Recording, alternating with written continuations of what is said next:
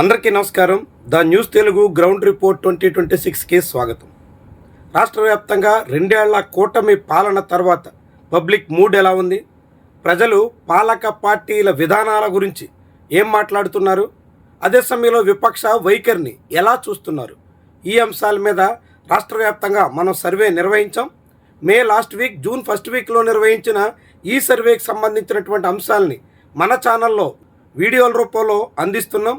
జిల్లాల వారీగా ఇప్పటికే అనేక జిల్లాలకు సంబంధించినటువంటి సమాచారం మన ఛానల్లో ఉంది.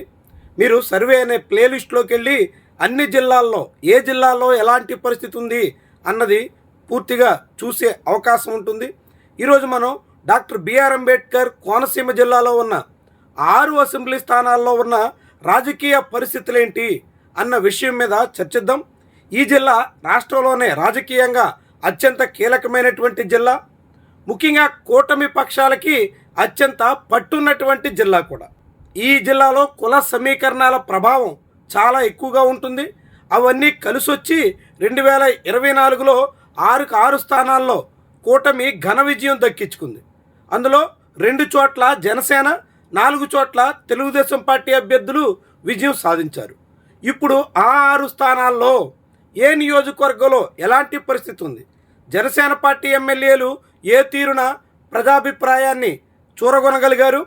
తెలుగుదేశం పార్టీ ఎమ్మెల్యేలు ఎలా ప్రజల మన్ననలు పొందగలుగుతున్నారు? ఈ అంశాలని ఈ వీడియోలో నియోజకవర్గాల వారీగా చర్చిద్దాం. ఇక ఈ జిల్లాలో తొలి నియోజకవర్గం రామచంద్రాపురం. ఇక్కడ నుంచి రాష్ట్ర క్యాబినెట్లో మంత్రి, కార్మిక శాఖ బాధ్యతలు చూస్తున్న వాసుశెట్టి సుభాష్ ప్రాతినిధ్యం వహిస్తున్నారు.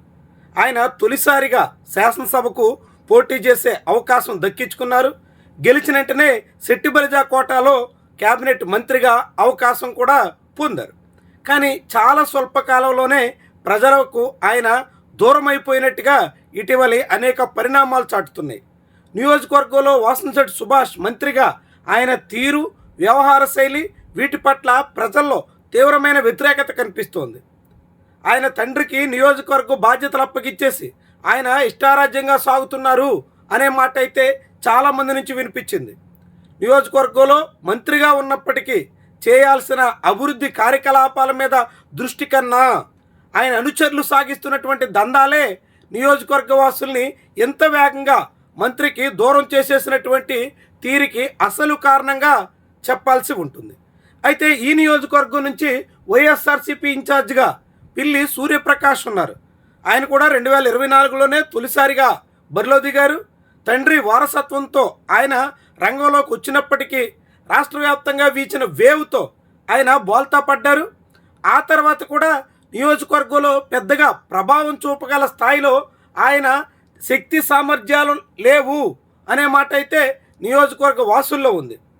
ముఖ్యంగా ఆయన నియోజకవర్గ ఇన్ఛార్జిగా చొరవగా కదిలే విషయంలో వెనకబడుతున్నారు అనే మాట వైఎస్ఆర్సీపీ శ్రేణుల్లోనే ఉంది. దానికి తోడుగా ఈ నియోజకవర్గంలో పోటీ చేయాలనేటువంటి దృష్టితో పలువురు కీలక నేతలు కన్నేస్తున్నారు. 2019లో రామచంద్రాపురం సీట్ని గెలుచుకున్న మాజీ మంత్రి చెల్లుబోయిన వేణు మళ్ళీ ఈ సీటు కోసం కాచుకుని కూర్చున్నారు.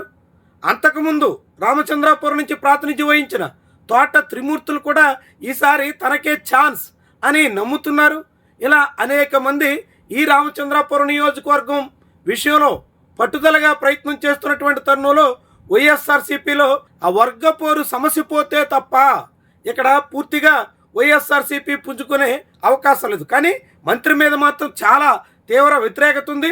ఇప్పటికిప్పుడు ఎన్నికలు జరిగితే మాత్రం ఇక్కడ వాసుశెట్టి సుభాష్ ఈసారి పరాభవాన్ని మూటగట్టుకోక తప్పదు అనే మాట అయితే రామచంద్రాపురం నియోజకవర్గ ఓటర్ల మనసులో మాట. ఇక ఆ తర్వాత ముమ్మిడివరం అసెంబ్లీ నియోజకవర్గం. ఈ జిల్లాలో 3 ఎస్సీ రిజర్వ్డ్ సీట్లు, 3 జనరల్ సీట్లుంటే జనరల్ సీట్లలో ముమ్మిడివరం ఒకటి. ఈ నియోజకవర్గం నుంచి ప్రస్తుతం దాట్ల బుచ్చిబాబు సుబ్బరాజు ఆయన ప్రాతినిధ్యం వహిస్తున్నారు. ఈయన 2014-19 మధ్య కూడా ఎమ్మెల్యేగా వ్యవహరించారు. ఈసారి ఆయనకు ఉన్నటువంటి బలమైన క్యాడర్ ప్రధానమైనటువంటి అండగా కనిపిస్తోంది. అదే సమయంలో ఆర్థిక దన్ను, చొరవగా ఉంటారనేటువంటి పేరు, నియోజకవర్గంలో చేపడుతున్నటువంటి కార్యకలాపాలు అన్నీ ఆయనకి ప్రధానమైన బలంగా ఉన్నాయి. అయితే ఇసుక దందా, మట్టి మాఫియా, ఇటీవల ఆక్వా విషయంలో రాష్ట్ర ప్రభుత్వ తీరు, ఇవన్నీ ఆయనకి చాలా పెద్ద స్థాయిలో గుదిబండగా మారే దిశలో అయితే కనిపిస్తున్నాయి. మత్స్యకారుల్లో పెరుగుతున్న వ్యతిరేకత, ఎస్సీలు పూర్తిగా దూరం కావడం ఇక్కడంతా చాలా పెద్ద సమస్యగా మారే దిశలో అయితే ఉన్నాయి. అదే సమయంలో ఇక్కడ వైఎస్ఆర్సీపీ ఇన్ఛార్జిగా 2 సార్లు ముమ్మిడివరం నుంచి గెలిచిన పొన్నాడ సతీష్ ఉన్నారు. ఆయన కూడా నియోజకవర్గంలో చొరవగా కదలలేకపోతున్నారు అనే మాట అయితే ఉంది. పార్టీలో సమన్వయం కొరత అయితే ప్రస్ఫుటంగా కనిపిస్తోంది. పూర్తిగా పార్టీ కార్యకలాపాల మీద ఆయన శ్రద్ధ పెట్టట్లేదు అనే మాట ఉంది. ఇక్కడ కూడా వైఎస్ఆర్సీపీ ఇన్ఛార్జ్ హోదా కోసం పితాని బాలకృష్ణ లాంటి శెట్టి బలిజ నేతలు బలంగా ప్రయత్నాలు చేస్తున్నారు.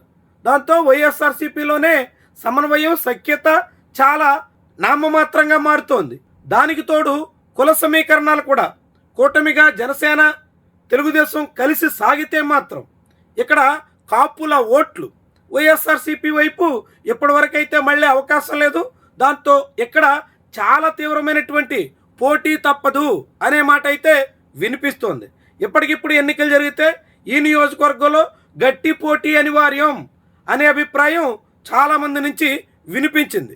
ఇక జిల్లా కేంద్రం అమలాపురం అసెంబ్లీ నియోజకవర్గం, ఇక్కడి నుంచి ఐతాబత్తుల ఆనందరావు టీడీపీ తరపున ప్రాతినిధ్యం వహిస్తున్నారు.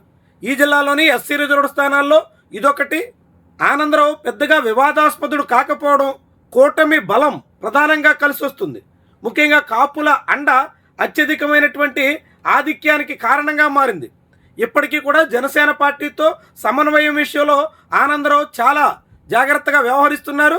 అదంతా ఇక్కడ కలిసి వచ్చే అవకాశం అయితే ఉంది. దాంతోపాటుగా ప్రత్యర్థి పార్టీలో ఉన్నటువంటి బలహీనతలు కూడా, వైఎస్ఆర్సీపీ వీక్నెస్ కూడా ఇక్కడ కూటమికి చాలా పెద్ద స్థాయిలో కలిసి వచ్చే అంశంగా చెప్పాల్సి ఉంటుంది. ఇక్కడి నుంచి వైఎస్ఆర్సీపీ తరపున మాజీ మంత్రి పినిపే విశ్వరూప్ తనయుడు శ్రీకాంత్ ఇన్ఛార్జిగా ఉన్నారు.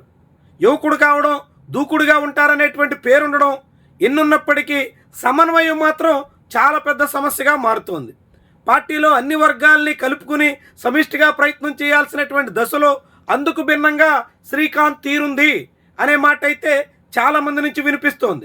అదే సమయంలో నియోజకవర్గ స్థాయి విషయాల మీద, అనేక సమస్యల మీద చొరవగా కదలడంలో ఆయన వెనకబడుతున్నారు అనే మాట అయితే బలంగా వినిపిస్తోంది. దానికి తోడు అదే నియోజకవర్గానికి చెందిన వైఎస్ఆర్సీపీ ఎమ్మెల్సీ బొమ్మిడి ఇజ్రాయెల్తో ఉన్నటువంటి విభేదాలు కూడా పెద్ద స్థాయిలో ప్రభావం చేసేదానికి కారణం కావచ్చు అనే మాట కూడా వినిపిస్తుంది. మొత్తంగా ఈ నియోజకవర్గంలో ఎప్పటికిప్పుడు ఎన్నికలు జరిగితే అమలాపురం మళ్ళీ కూటమికి సానుకూలంగా ఉండొచ్చు అనే అభిప్రాయం అయితే అక్కడి వాసుల అభిప్రాయం. ఇక మరొక కీలకమైన నియోజకవర్గం రాజోలు. ఇది కూడా ఎస్సీ రిజర్వ్డ్ స్థానం. ఇక్కడి నుంచి జనసేన పార్టీ 2వ విజయం సాధించింది. రాష్ట్రంలోనే ఆ పార్టీ వరుసగా 2 సార్లు గెలిచిన ఏకైక నియోజకవర్గం రాజోలు. ఇలాంటి నియోజకవర్గంలో రిటైర్డ్ ఐఏఎస్ అధికారి దేవా వరప్రసాద్ ఇక్కడ ప్రాతినిధ్యం వహిస్తున్నారు. కానీ ఆయన పెద్దగా చొరవగా కదలకపోవడం, నియోజకవర్గంలో పార్టీ సమస్యల విషయం మీద కూడా పెద్దగా శ్రద్ధ పెట్టకపోవడం, ఇలాంటివన్నీ అవరోధాలుగా ఉన్నాయి. అయితే జనసేన పార్టీకి ఉన్నటువంటి ఆదరణ, అక్కడ ఉన్నటువంటి సంస్థాగత బలం, ఇవన్నీ పెద్ద ప్లస్ పాయింట్స్గా మనం చెప్పాల్సి ఉంటుంది. దానికి తోడు రాజోల్లో వైఎస్ఆర్సీపీకి ఉన్న బలహీనతలు కూడా ఇక్కడ జనసేన పార్టీకి ప్రధానమైన అడ్వాంటేజ్. కూటమిగా కలిసి ఉన్నంత కాలం రాజోల్లో జనసేన పార్టీకి ఖచ్చితంగా ఛాన్స్ ఉండొచ్చు అనే మాట అయితే బలంగా ఉంది. ఇక్కడ వైఎస్ఆర్సీపీ ఇప్పటి వరకు ఒక్కసారి కూడా విజయం సాధించిన దాఖలాలు లేవు. అలాంటి నియోజకవర్గంలో ఒక్కొక్క ఎన్నికలు ఒక్కొక్కరు అన్నట్టుగా మరొక ఇన్ఛార్జిని తెర మీద తీసుకొచ్చారు. ఇక్కడి నుంచి మాజీ ఎమ్మెల్యే, గతంలో పి గన్నవరం నుంచి ప్రాతినిధ్యం వహించిన పాముల రాజేశ్వరికి ఇన్ఛార్జిగా అవకాశం ఇచ్చారు. అయితే ఆమె పూర్తిగా పార్టీని తిరిగి గాడిలో పెట్టడం మీద కానీ, పార్టీ పూర్తిగా పట్టాలెక్కించి దూసుకెళ్లే ప్రయత్నంలో కానీ ఇప్పటి వరకు చొరవగా ప్రయత్నించిన దాఖలాలు లేవు. దాంతో వైఎస్ఆర్సీపీ రాజోల్లో ఇంకా పుంజుకోవాల్సిన అవసరం ఉంది అనే మాట అయితే వినిపిస్తోంది. దాంతోపాటుగా పార్టీలో సఖ్యత కరువయ్యింది. చొరవగా ప్రత్యర్థి బలహీనతల విషయంలో, ప్రజా సమస్యల విషయంలో వేగంగా కదిలే దాంట్లో ఇక్కడ వైఎస్ఆర్సీపీ వెనుకబడి ఉంది. దాంతో రాజోల్లో ఎప్పటికిప్పుడు ఎన్నికలు జరిగితే మళ్ళీ జనసేన పార్టీ తరపున అభ్యర్థి విజయం సాధించే అవకాశాలు ఎక్కువగా కనిపిస్తున్నాయి. ఇక మరో ఎస్సీ రిజర్వ్డ్ స్థానం రెండో జనసేన పార్టీ నాయకుడు ప్రాతినిధ్యం వహిస్తున్న నియోజకవర్గం పి గన్నవరం అసెంబ్లీ నియోజకవర్గం. ఇక్కడి నుంచి గిడ్డి సత్యనారాయణ విఆర్ఎస్ తీసుకున్న పోలీస్ డిపార్ట్మెంట్ అధికారి ప్రాతినిధ్యం వహిస్తున్నారు. రాజకీయాల్లోకి వచ్చిన వెంటనే ఎమ్మెల్యేగా అవకాశం దక్కించుకున్నారు. ప్రజల ఆదరణతో నేరుగా అసెంబ్లీలో అడుగుపెట్టారు. కానీ ఆ తర్వాత ఆయన ధోరణి పూర్తి బ్యూరోక్రటిక్గా ఉంది అనే మాట అయితే వినిపిస్తోంది. నియోజకవర్గంలో కూటమి కలహాలు హద్దులు మీరుతున్నాయి. తెలుగుదేశం జనసేన ఎక్కడా సఖ్యత లేదు. ఇసుక మాఫియా సహా ఇతర అనేక వ్యవహారాల్లో ఇరు పార్టీల మధ్య అనేక వివాదాలు పెరిగిపోతున్నాయి. వాటిని నియంత్రించడంలో కానీ పార్టీలో సమన్వయం పెంచే పనిలో కానీ గిడ్డి సత్యనారాయణ పూర్తిగా విఫలమయ్యారు అనే మాట అయితే బలంగా ఉంది. ఇక ఎమ్మెల్యే ఆయన అనుచరులు సాగిస్తున్నటువంటి దందాలు కూడా నియోజకవర్గంలో వ్యతిరేకతకు కారణంగా మారుతున్నాయి. దాంతో ఇక్కడ కూటమి తరపున మళ్ళీ గిడ్డి సత్యనారాయణకి అవకాశం ఇస్తే చాలా పెద్ద స్థాయిలో వ్యతిరేకత ఎదుర్కోవడం అనివార్యం అనే మాట అయితే బలంగా ఉంది. ఇక ఇక్కడి నుంచి మరొక బ్యూరోక్రటిక్ రిటైర్డ్ ఇంజనీరింగ్ అధికారి ప్రస్తుతం ఉమ్మడి తూర్పుగోదావరి జిల్లా జడ్పీ చైర్మన్గా ఉన్న విప్పర్తి వేణుగోపాల్ వైఎస్ఆర్సీపీ ఇన్ఛార్జిగా ఉన్నారు. వయోభారం, స్థానికేతరుడు కావడం, ఇతర కారణాలతో నియోజకవర్గంలో పార్టీ అభివృద్ధి మీద పెద్దగా శ్రద్ధ పెట్టిన దాఖలాలు లేవు. పార్టీ కార్యక్రమాలు చొరవగా నిర్వహించిన ఆనవాళ్లు కూడా లేవు. దాంతో నాయకత్వ లేమి ఇక్కడ వైఎస్ఆర్సీపీకి కొట్టొచ్చినట్టు కనిపిస్తోంది. అదే సమయంలో ప్రత్యర్థి బలహీనతలు, ప్రభుత్వ వ్యతిరేకత వేగంగా పెరుగుతున్నటువంటి తరుణంలో అది ప్రధానమైనటువంటి అడ్వాంటేజ్గా మారే దిశలో అయితే పరిణామాలు ఉన్నాయి. ఇప్పటికిప్పుడు ఎన్నికలు జరిగితే పి గన్నవరం స్థానాన్ని కూటమి కోల్పోవడం అనివార్యం అనే మాట అయితే బలంగా వినిపిస్తోంది. ఇక మరో నియోజకవర్గం కొత్తపేట. ఈ నియోజకవర్గం నుంచి సీనియర్ నేతలు ప్రాతినిధ్యం వహిస్తుంటారు. బండారు సత్యానందరావు ఇక్కడి నుంచి మరోసారి గెలిచి తెలుగుదేశం తరపున ప్రాతినిధ్యం వహిస్తున్నారు. ఆయన నియోజకవర్గంలో సమస్యల పరిష్కారం విషయంలో చొరవగా కదులుతుండడం, అనేక సమస్యల విషయంలో ఆయన పెట్టినటువంటి ఎఫర్ట్స్ వర్కౌట్ అవుతూ ఉండడం ఇదంతా కలిసి వస్తున్నాయి. దాంతోపాటుగా కూటమిలో సఖ్యత, సమన్వయం, జనసేన పార్టీ ఇన్ఛార్జ్ ఈయన బ్రదరే కావడంతో ఇరువురి మధ్య ఉన్నటువంటి సమన్వయం చాలా బాగా ఉపయోగపడుతున్నట్టుగా కనిపిస్తోంది.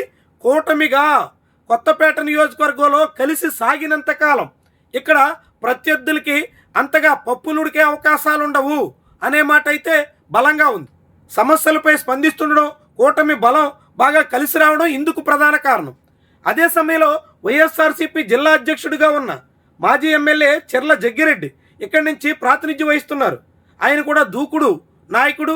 ప్రజల సమస్యల మీద వెంటనే స్పందిస్తూ ఉంటారు. వివిధ కార్యక్రమాలు నిర్వహించడంలో చొరవగా వ్యవహరిస్తున్నారు. అయినప్పటికీ కొత్తపేట నియోజకవర్గంలో ఉన్నటువంటి కుల సమీకరణాలు ఆయనకి గుదిబండగా తయారయ్యాయి. ప్రభుత్వ వ్యతిరేకత పెరుగుతున్న కులాల సమీకరణాల రీత్యా ఇక్కడ ఇప్పుడిప్పుడే సానుకూలత ఏర్పడే అవకాశం లేదు అనే మాట అయితే నియోజకవర్గ వాసుల్లో ఉంది.